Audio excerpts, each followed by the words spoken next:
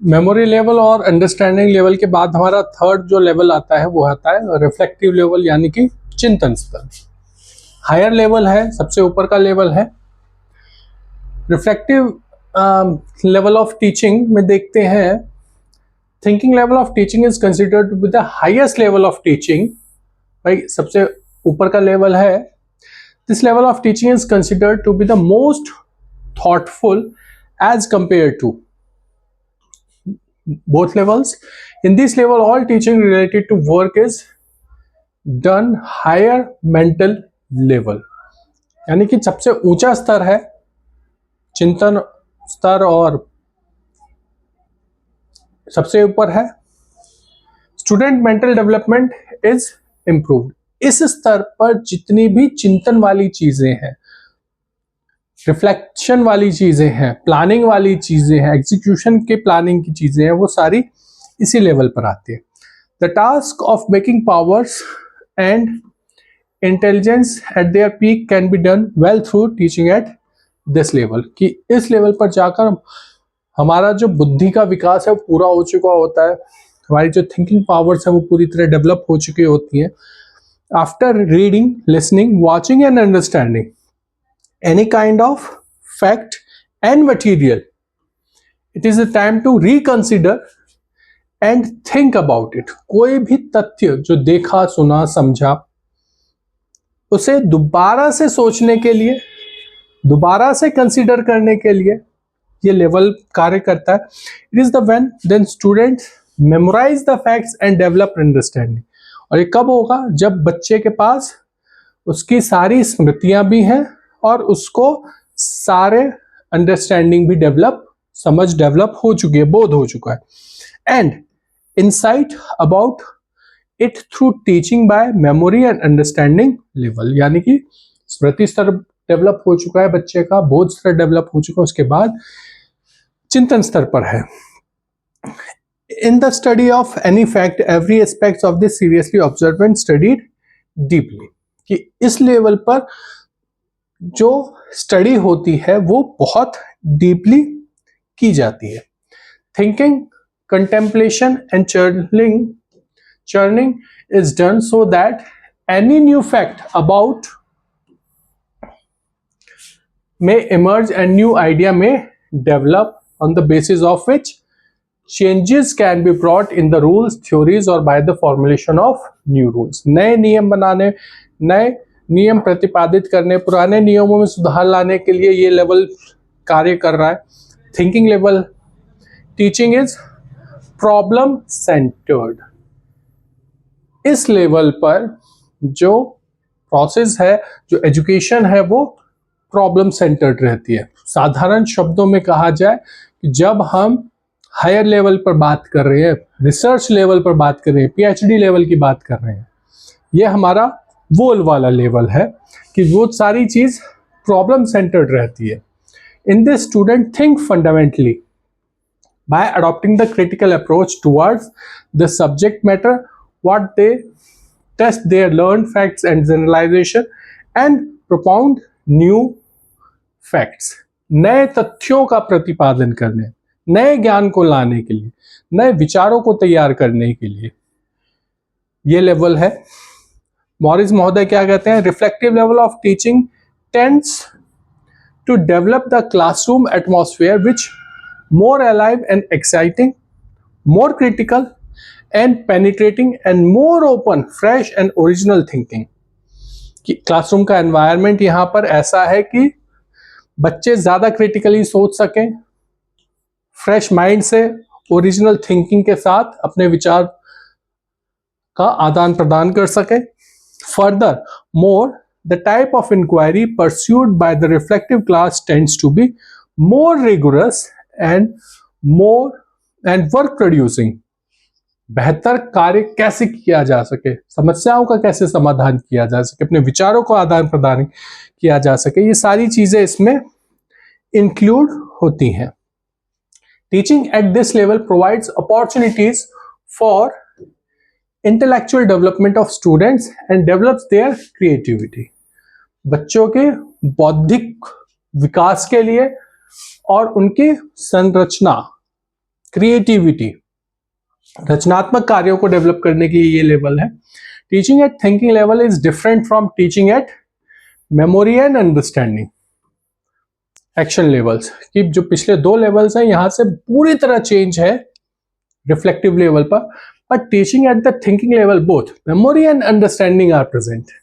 लेकिन इस लेवल पर मेमोरी और अंडरस्टैंडिंग दोनों ही लेवल्स को यूज होता है। Students are more active in teaching at this level, students ज्यादा एक्टिव रहेंगे। The atmosphere of classroom is open, बिल्कुल खुला हुआ वातावरण रहेगा।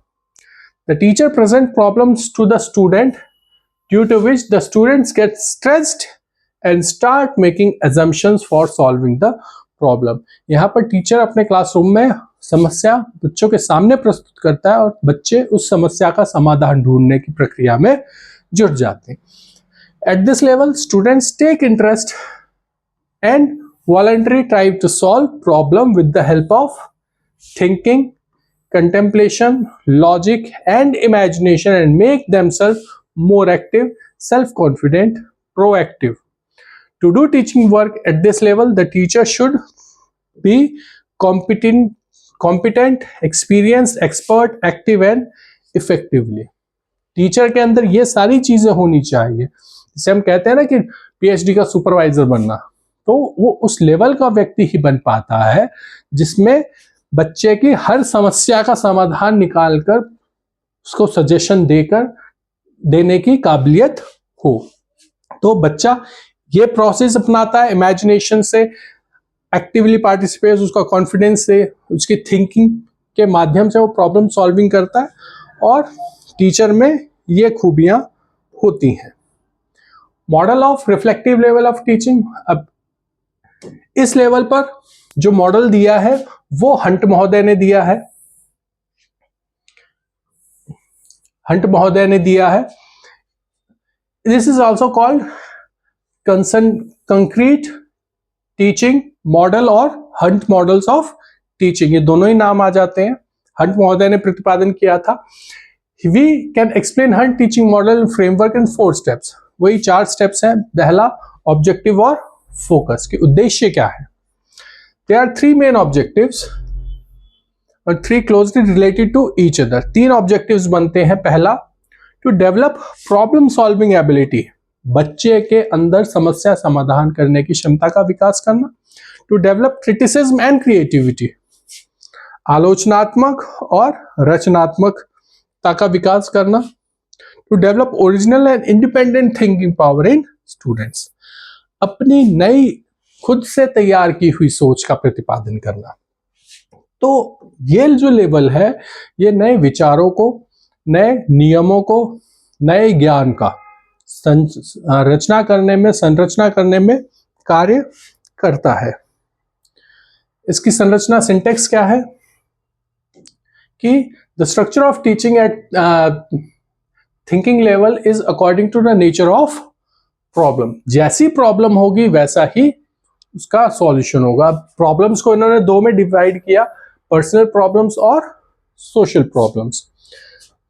2 main dimensions are followed for the solution of personal problem. अब पहले पर्सनल प्रॉब्लम के बारे में बात करें तो 2 डायमेंशंस निकल कर आती है। पहली डायमेंशन है जॉन डीवी की, प्रॉब्लमैटिक सिचुएशन। इसमें 2 चीजें हैं, non path situation and forked path situation.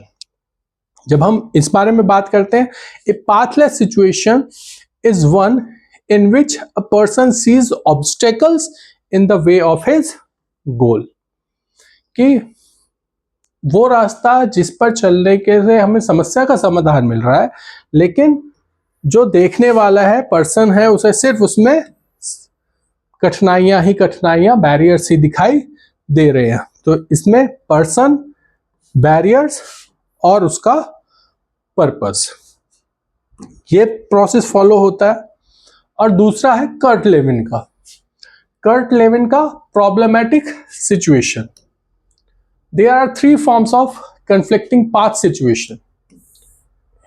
पहला पॉजिटिव अट्रैक्शन, दूसरा नेगेटिव अट्रैक्शन और तीसरा पॉजिटिव एंड नेगेटिव अट्रैक्शन। इन्होंने 3 पार्ट्स कर दिए कर्ट लेविन ने प्रॉब्लमेटिक्स के। On the basis of the above problems there are 4 steps in structure of thinking level. इस बिहाफ पर उन्होंने 4 थिंकिंग लेवल्स बताए हैं। पहला, to create problem situation for the students, की समस्या को बनाना ताकि बच्चों के सामने प्रस्तुत की जा सके। Students are required to generate hypothesis to solve the problem. बच्चे उसका हाइपोथेसिस बना रहे हैं, मतलब टेंटेटिव सॉल्यूशन सोच रहे हैं, जिसे हम हाइपोथेसिस कहते हैं। तो बच्चे उसके टेंटेटिव सॉल्यूशंस बनाएं और उसको सॉल्व कर कर देखें। To use insight, thought, reflection and logic of confirming hypothesis. अब अपनी जो हाइपोथेसिस है, जो टेंटेटिव सॉल्यूशन है उस प्रॉब्लम का, वो अपनी इनसाइट से, अपने थॉट्स से, अपने रिफ्लेक्शंस और अपने लॉजिक से कंफर्म करके देखे कि हमारी हाइपोथेसिस जो हमने बनाई है वो कहां तक सही बैठ रही है। और solve the given problem by testing the hypothesis. और फिर उस हाइपोथेसिस का अप्लाई कर कर देखें कि क्या वास्तव में वो हमारी प्रॉब्लम का सॉल्यूशन निकाल रही है, यानी कि अपनी हाइपोथेसिस जो हमने बनाई है उसको सॉल्व आउट कर कर देखें। Then social system. Social system कहता है students are more active in the social system of thinking level. यहां पर स्टूडेंट सबसे ज्यादा एक्टिव रहता है। The atmosphere of class is completely open and free. It is very easy for student to learn, क्योंकि free रहता है environment, open environment रहता है क्लासरूम का, तो बच्चा आसानी से चीजों को समझ सकता है, अपनी बातों को समझा सकता है। The situation are more critical. Self motivation is more important for student. यहां पर एक्सटर्नल से ज्यादा बच्चे का सेल्फ मोटिवेशन इंपॉर्टेंट रखता है। The more sensitive the students are towards the problems, the more their level of original thinking. बड़ी important चीज है कि बच्चा जितना सेंसिटिव है उस समस्या के लिए, उतना ही बेहतर रिजल्ट या ओरिजिनल रिजल्ट बच्चे का निकल कर आता है। The job of teacher is to elevate the aspiration level. बच्चे की अभिप्रेरणा स्तर को बनाए रखना है। At this level, the effect of social motivation is also visible. There is an atmosphere of cooperation, social sensitivity, and sympathy in the class. कि समाज का हिस्सा हो चुका होता है, हायर एजुकेशन तक जाते हैं, हमारी एज इतनी हो चुकी होती है कि हम समाज से जुड़ चुके होते हैं। तो यहाँ पर सोसाइटी भी अपना इफेक्ट हमारे थिंकिंग प्रोसेस पर डालती है। फिर बात आती है चौथा पॉइंट हमारा, उसका सपोर्ट सिस्टम यानी कि इवैल्यूएशन सिस्टम क्या रहता है। The evaluation of the thinking level of teaching is centre model of relatively difficult. थोड़ा सा प्रॉब्लमेटिक ही है इस लेवल पर evaluation. While evaluating at the thinking level, the result are inspected more carefully. जो हम प्रॉब्लम का सॉल्यूशन निकाल रहे हैं उसके और ज्यादा जरूरी हो जाता है कि हर एस्पेक्ट से उस चीज को जांच की जाए जब हम उसका इवैल्यूएशन करते हैं।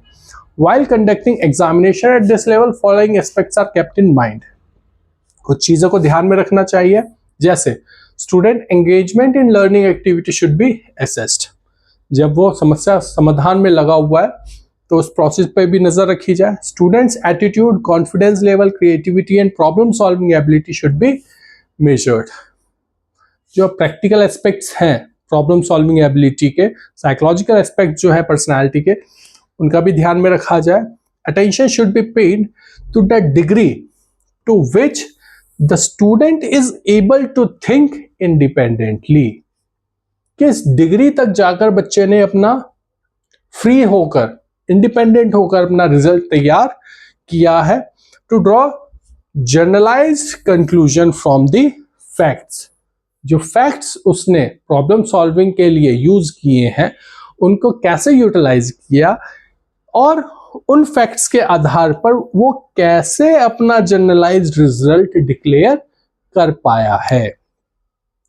The use of objective method is evaluated at this level of teaching is not considered very useful. तो objective तो use हो ही नहीं पाता, because these evaluation methods are not able to correct evaluation of the thinking level. Thinking level पर objective method use नहीं है. Teaching methods क्या हो सकते हैं? At the level of reflective level, teaching method used at this level of teaching are student centered, वही child centered रहेंगे. At the thinking level, knowledge is not imposed, हमें ज्ञान थोपना नहीं है on the student, rather the students are engaged in finding facts in their own way. वो खुद से अपने तथ्यों की खोज करेंगे. Developing new understanding and finding, अपनी समझ और अपनी खोज, समझ से समाधान को खोज में खुद से लगेंगे. Therefore, such methods are adopting at this level of thinking through logic, imagination, observation, generalizing ability, and help in increasing the internal process of class on the basis of analytical method, discovery method, problem solving method, project method, assignment method are useful for teaching at the thinking level. तो इस लेवल पर जाकर ये methods हम use कर सकते हैं बच्चे के रिफ्लेक्टिव लेवल्स को और डेवलप करने के लिए. उसके बाद बात आती है मेरिट्स की. तो मेरिट्स में at this level teaching is student centred and rather than teacher और सब्जेक्ट सेंटर्ड. स्टूडेंट सेंटर्ड रहती है, टीचर सेंटर्ड या सब्जेक्ट मैटर ज़्यादा मायने नहीं है. Students have to freedom the follow of teaching process themselves to achieve set goals. जब हम पीएचडी लेवल पर, रिसर्च लेवल पर काम कर रहे हैं तो वहाँ पर हमें पूरी आज़ादी रहती है अपनी प्रॉब्लम्स का सॉल्यूशन निकालने के लिए. यानी कि जो रिसर्च वर्क हम कर रहे हैं, जिस टॉपिक पर रिसर्च कर रहे हैं, उसके रेफरेंस में. The process of teaching is most thoughtful as compare to the memory understanding level. Higher level है तो अंडरस्टूड है कि थॉट्स भी हायर लेवल के ही होंगे. At this level the education students have ample opportunity to and develop their mental powers. अपनी मानसिक शक्तियों का ज्यादा से ज्यादा प्रयोग करना पड़ता है. Thinking level teaching develops the ability of students to understand problem better to face them. यहां इस लेवल पर बच्चे को ये चीज डेवलप हो जाती है कि कैसे वो बेहतर तरीके से प्रॉब्लम को समझे और उसका सॉल्यूशन निकाले. Find the solution which they can use to make successful in their practical life. तो थिंकिंग एबिलिटी डेवलप हो रही है, प्रॉब्लम सॉल्विंग एबिलिटी डेवलप हो रही है. Thinking level of teaching helps to make the classroom environment democratic, active, motivating and lively. क्योंकि free environment रहता है क्लासरूम का, तो डेमोक्रेटिक है, स्टूडेंट ज्यादा एक्टिव रहता है, मोटिवेट रहता है, लाइव रहता है. Thinking level teaching automatically includes the learning of memory and understanding level, because without teaching of these level, thinking level teaching is not possible. वही है कि जो बेस है, जो फंडामेंटल है, वो हमारा मेमोरी लेवल ही है. जब हमारा मेमोरी लेवल डेवलप होगा तभी हम अंडरस्टैंडिंग लेवल पर जा पाएंगे. या ये कहा जाए हमारी अंडरस्टैंडिंग तभी डेवलप होगी जब हमारी मेमोरी डेवलप हो चुकी है, और जब हमारे पहले और दूसरे मतलब memory level, understanding level develop होगा तभी हम रिफ्लेक्टिव लेवल पर जा पाते हैं. Thinking level education aims to prepare capable citizens, अच्छे नागरिकों का निर्माण for country, for society, who can adapt themselves and needs of the world through contact change and progress. समाज के सुधार के लिए, देश के सुधार के लिए अच्छे नागरिक तैयार हों.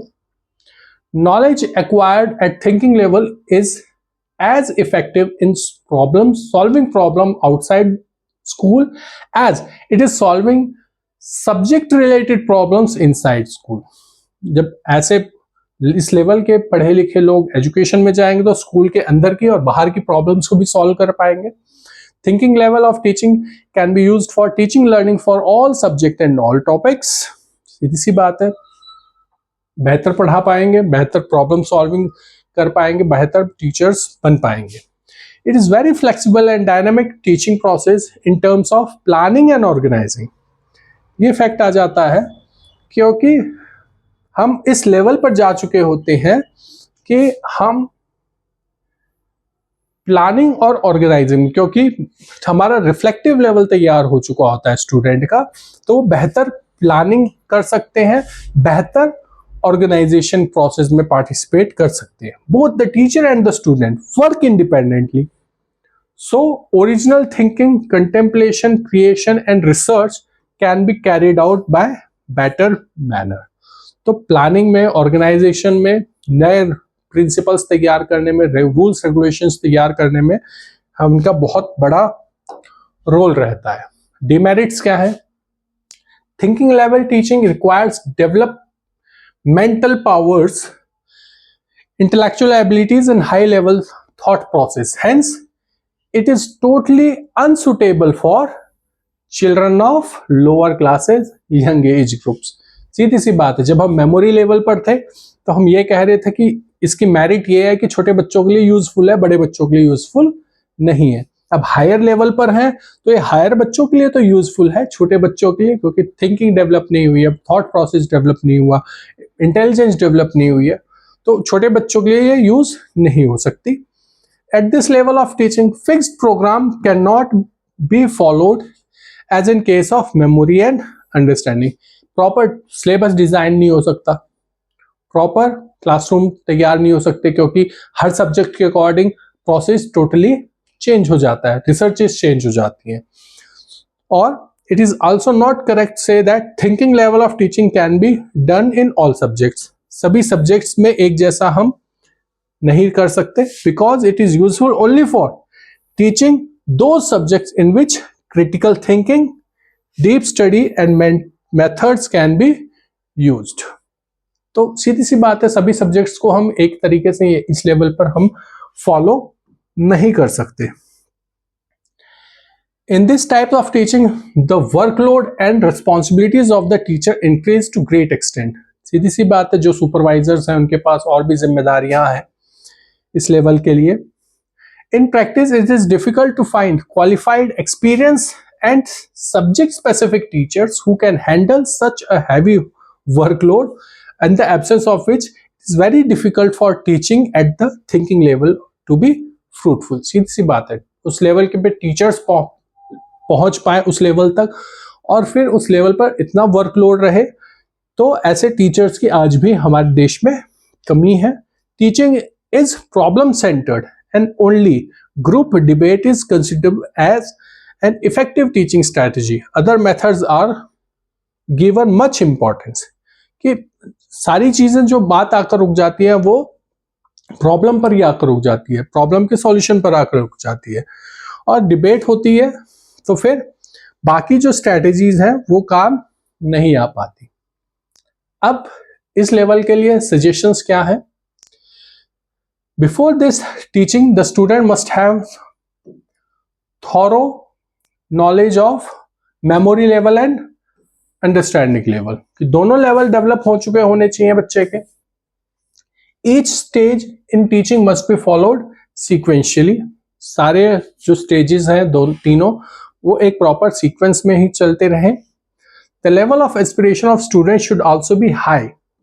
Only then they can derive the benefits of thinking level teaching. बच्चे के जो अभी प्रेरणा का स्तर है, मोटिवेशन का जो लेवल है, एस्पिरेशंस लेवल हाई रहनी चाहिए, तभी वो इस लेवल पर कार्य सुगत कर पाते हैं। Student should be more sensitive towards problem. Sensitive होना चाहिए टुवर्ड्स जो भी वो प्रॉब्लम सेलेक्ट कर रहे हैं। Cognitive field psychology should be given adequate importance in the teaching level at this. तो साइकोलॉजी का यूज होना चाहिए इस लेवल के लिए।